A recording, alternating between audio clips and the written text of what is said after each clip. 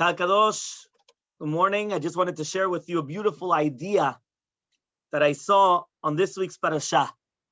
There's an argument, right? It's very normal, by the way, right? There's an argument between Moshe and Aharon, his brother, right? I thought you were going to tell me Moshe and his wife, but okay. But it's normal. People have arguments. Remember, by the way, our arguments are actually healthy, right? We're going to speak about it in a few minutes. Arguments are healthy. Depends how to argue. That's what you have to learn, the art of arguing. However, though, there was an argument. What was the argument? Moshe Rabbeinu comes and he tells, right, Elazar and Itamar, why did you burn the Sira Chatat of the Musaf of Rosh Chodesh? Which means that you went and you burnt the Musaf of Rosh Chodesh and you didn't eat it.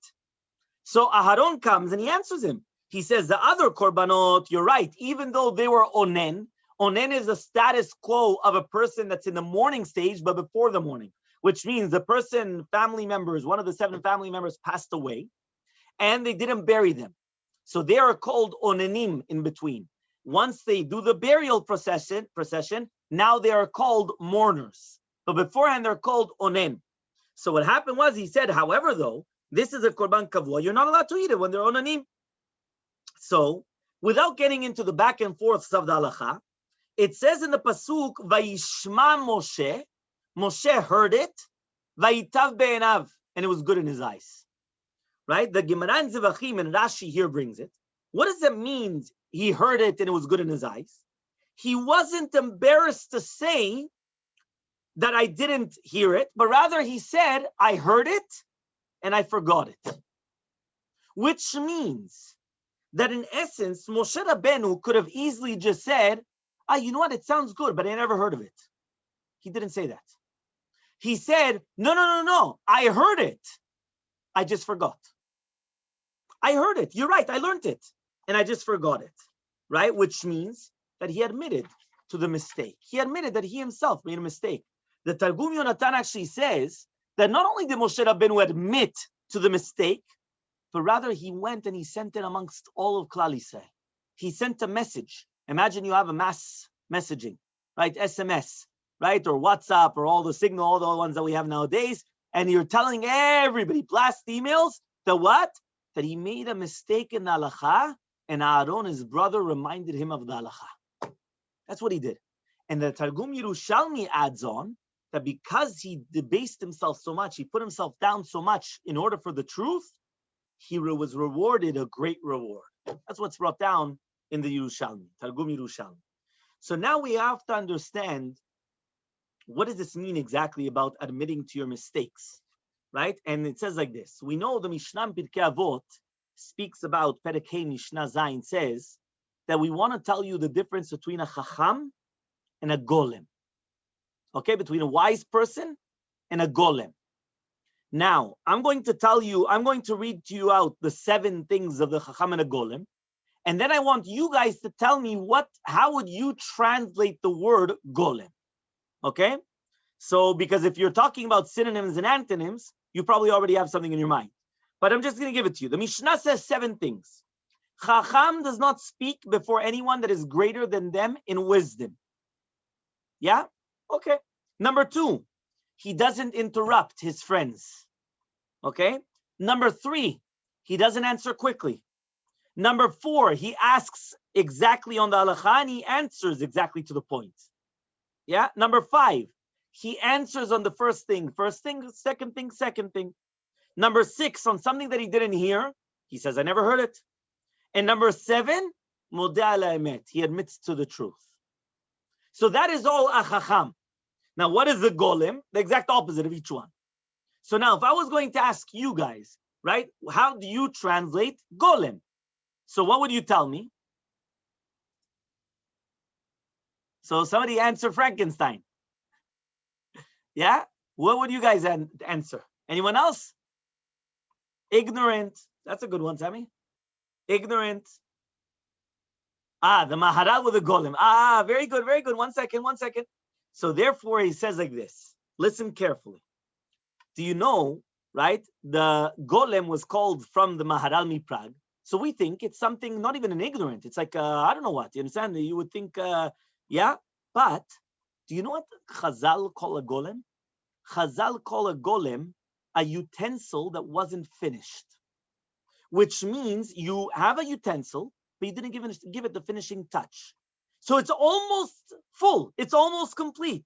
As Rashi, Rambam, and everyone, they say, Golem is not a person that's lacking wisdom. A golem is close to having a lot of wisdom, but he doesn't use the utensils that he has properly.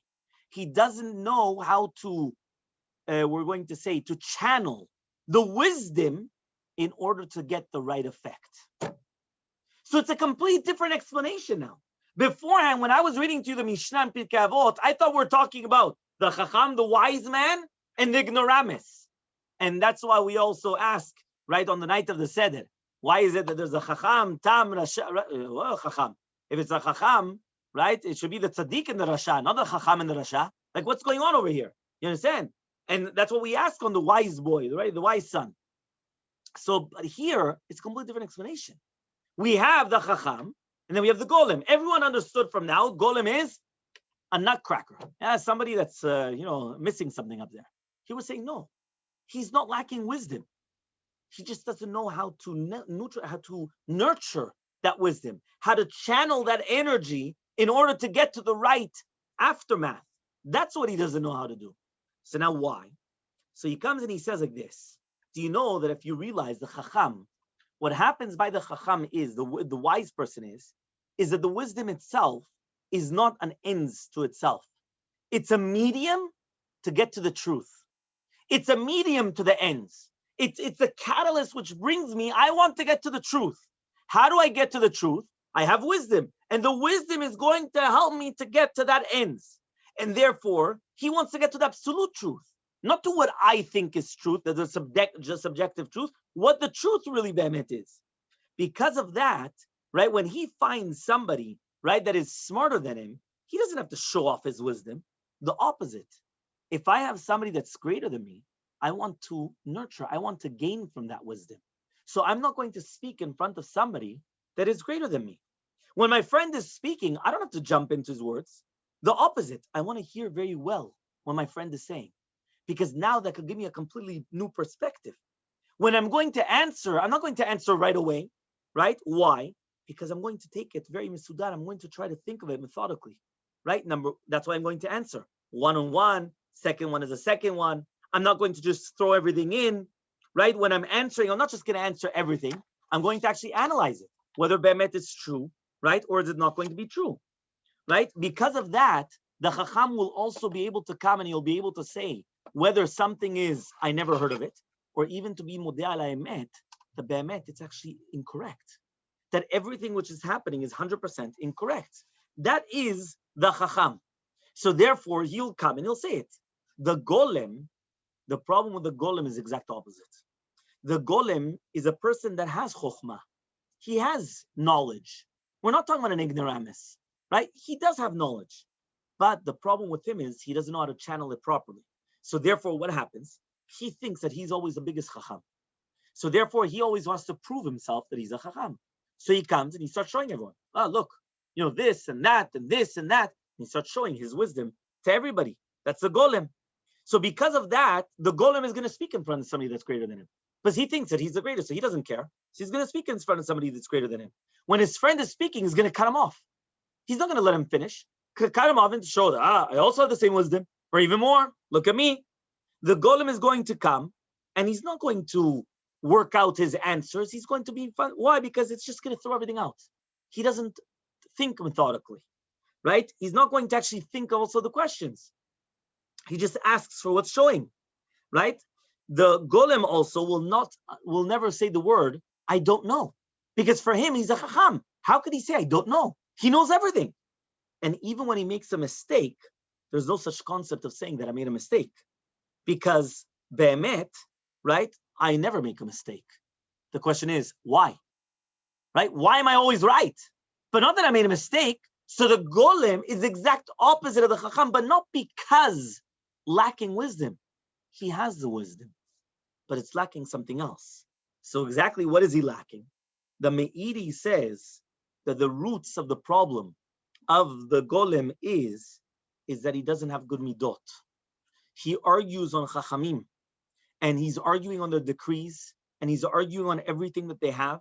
And that's why the golem is always there to criticize, always there to say that they're wrong, that there's always something better, that there's always something there.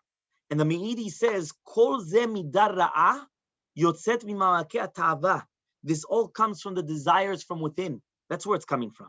It starts whether it is the concept that a person doesn't have a good midot, and therefore he's not looking for the truth. So therefore, that's why he's like a golem. The Shla Kadosh says that the midot of Yaakov and Yosef are always emet, are always looking for the truth. And the opposite is by Esav.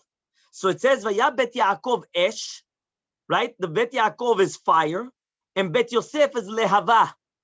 Bet Yosef is, the house of Yosef is going to be flames, and bet Esav is lekash for straw. He says, Esh, what's the Rashet Tevot, the acronym of Esh of fire? Emet, Shalom. When you're always looking for the truth, you always find Shalom. You always find peace. You will always find peace when you're looking for the truth. That is Esh. That's the power of the fire that's within us. He says that's the Shoresh of the Midah of Emet. He says, Kash, Esav, is always trickery, is always lying, deceitful, deceiving people. Why? If you remember, Esav was compared to the pig. The pig always sticks out its hooves. The hooves, it has split hooves, but it doesn't chew its cud.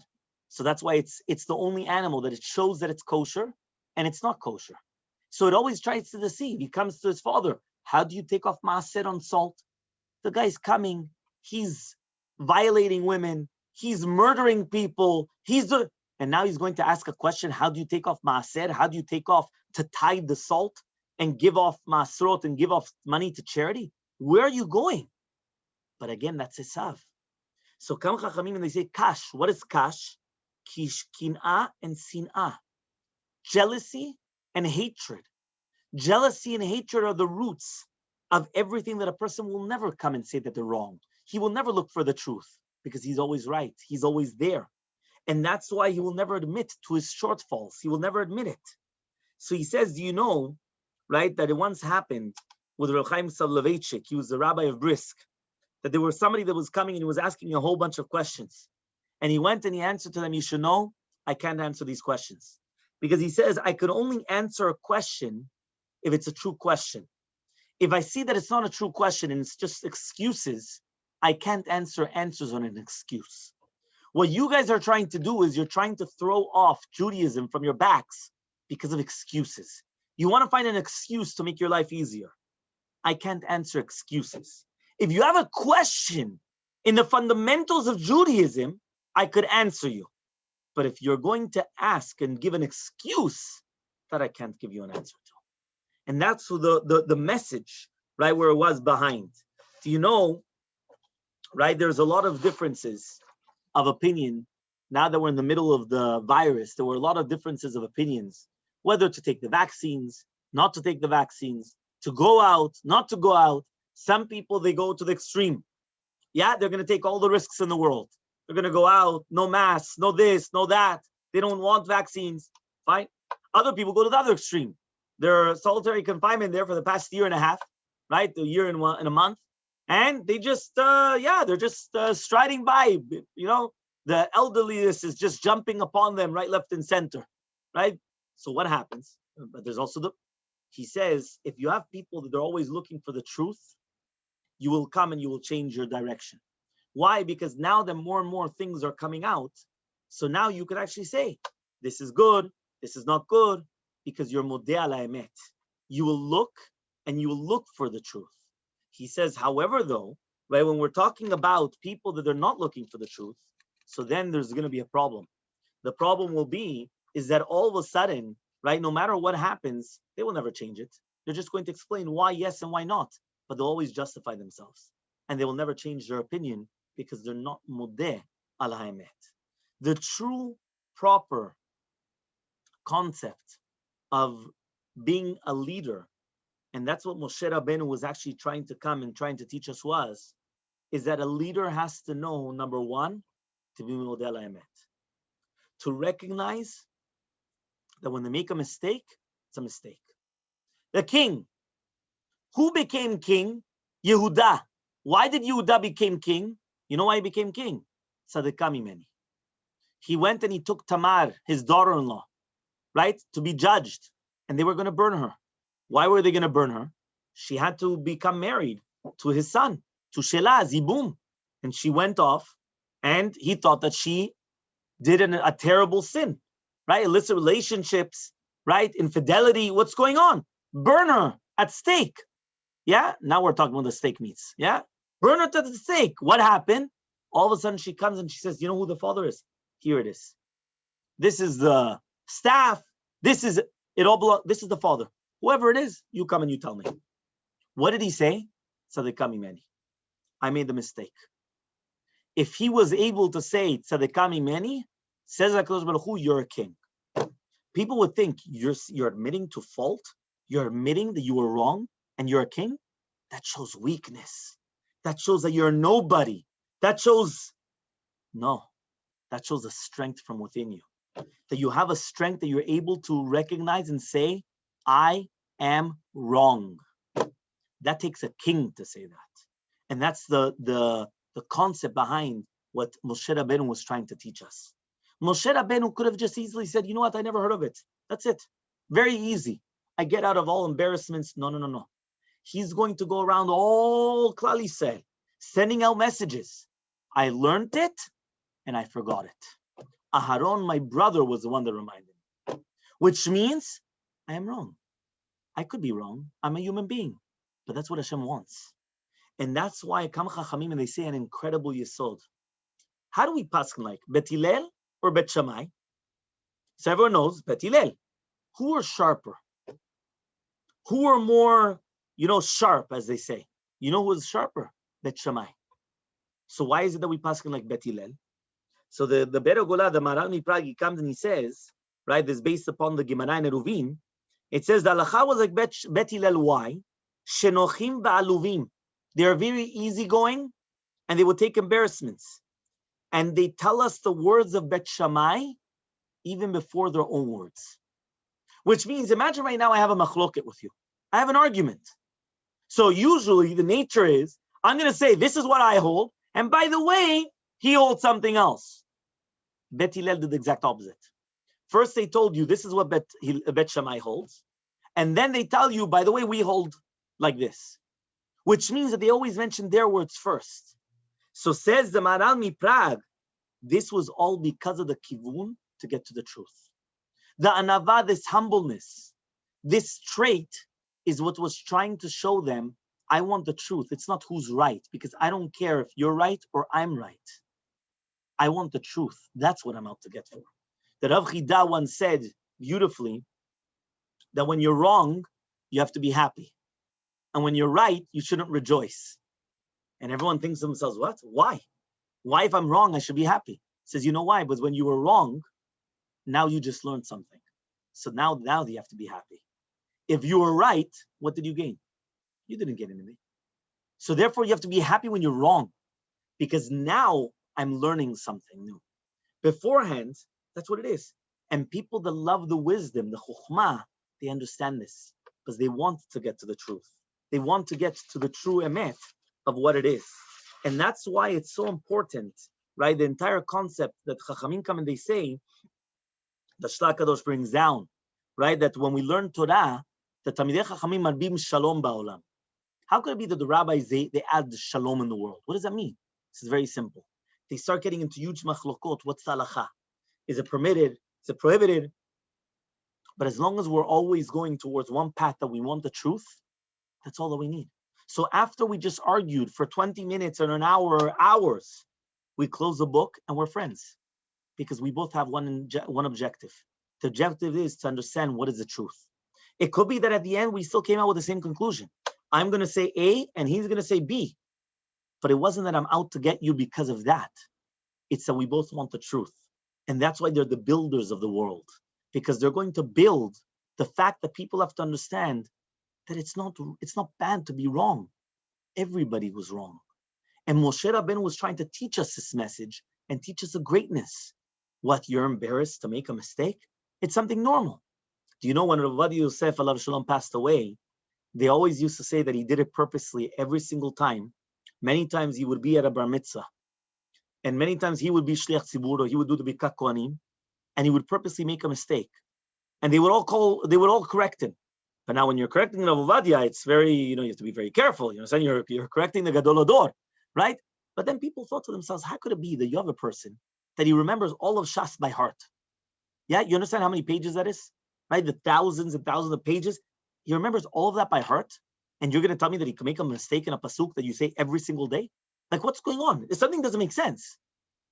And it was only until, right, the end that one of his shamashim went and he said, he does it every bar mitzvah. You think he did it just now? Every bar mitzvah, he makes the same mistake. And what? It was purposely. Rav Ovadia already knew that there was going to be a boy that was going to come and read his parasha.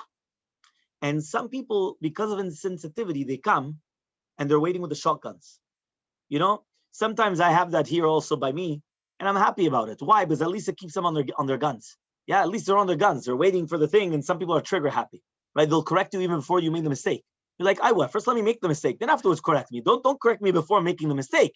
Yeah, but they're trigger happy. They're already waiting. How many mistakes is he going to make today, the rabbi? Right? Or the chazan or the bal koreh. And then hey, they start jumping. But Rav Ovadia already knew about that. So what did he do? Right? He went and he purposely made a mistake. Because if Rav Ovadia could make a mistake, so all the more so a 13-year-old boy, he could make a mistake. But it's not the greatness. The greatness is to show that we all make mistakes. And that greatness is to say, I am wrong. And that takes a chacham to know that. A golem is not an ignoramus, because if he's a fool, he's a fool. There's nothing what to expect. The golem is a person that he knows. He has wisdom. But because of his midot, he doesn't know how to channel to nurture that. And that's why because of his bad midot, he's going to do the exact opposite of the chacham. Because he's always going to show how great he is. He's always good, and he's never going to say that he made a mistake. He's never going to say, I didn't know that. Because for him, he knows everything. And that's the message that we have to actually have, right? And that's why for the summary, he just says, every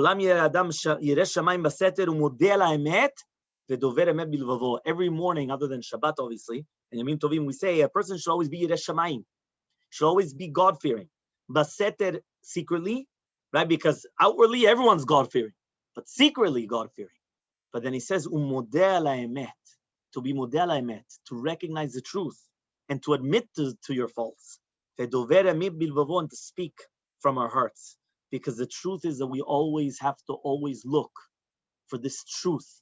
And that's the emet that we're always looking for, the seal of HaKadosh Baruch Hu. Bezrat Hashem, we should be able to internalize this message in order to grow in Torah and Yirat Shamayim, and to always be modeh emet. And if we're wrong, it's good. Let's continue learning. And the more that we learn, the more that we become better people. Bezrat Hashem. Shabbat Shalom.